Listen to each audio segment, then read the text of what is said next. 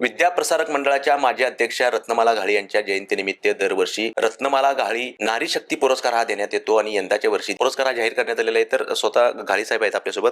काय सांगाल साहेब, सहकार शैक्षणिक क्षेत्रामध्ये नावालेलं नाव म्हणून रत्नमाला घाळी यांना ओळखलं जातं आणि दरवर्षी नारी शक्ती पुरस्कार त्यांच्या नावाने दिला जातो। यंदाच्या वर्षी काय नियोजन आहे, कुणाला जाहीर करताय पुरस्कार? 25 डिसेंबर हा आमच्या मायमौली रत्नमाला घाळी वहिनी यांचा वाढदिवस। या वाढदिवसाच्या निमित्तानं विविध उपक्रम या ठिकाणी विद्या प्रसारक मंडळ विविध उपक्रम राबवते। या वर्षीचा नारी शक्ती पुरस्कार रयत शिक्षण संस्थेच्या जनरल बॉडीच्या सदस्या, महात्मा फुले शिक्षण संस्थेच्या प्रधान संचालिका आणि महाराष्ट्र राज्य अंधश्रद्धा निर्मूलनाच्या अध्यक्षा आदरणीय सरोजताई उर्फ माई पाटील यांना हा प्रदान करण्यात येत आहे। माईंचं काम महाराष्ट्र राज्यामध्ये अंधश्रद्धा निर्मूलन असेल, लहान बाल कामगारांचं शिक्षण व्यवस्था असेल, वाचनालय असेल, व्यायामशाळा असेल, अशा विविध उपक्रमांनी त्याचबरोबर महात्मा फुले शिक्षण संस्थेच्या माध्यमातून शैक्षणिक कार्य फार मोठ्या प्रमाणात जोमानं त्यांनी चालू ठेवलेलं आहे। अशा विविध उपक्रमातून त्यांचं नेतृत्व हे समाजाला त्यांचा प्रचार प्रसार व्हावा, त्यांची यशस्वीता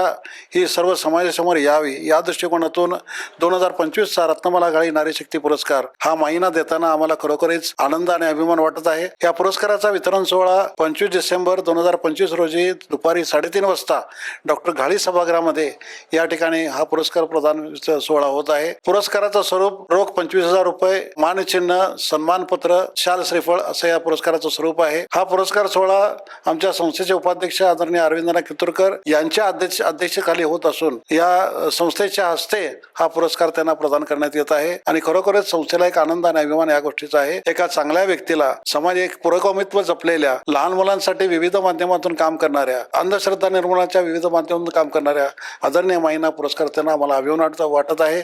अशा पुरस्कार सोहळ्याला गडिंग्लजकरांना एकच विनंती आहे, अशा त्यांना जवळून पाहण्याची, त्यांना ऐकण्याची संधी आपण सर्वांना मिळते आहे।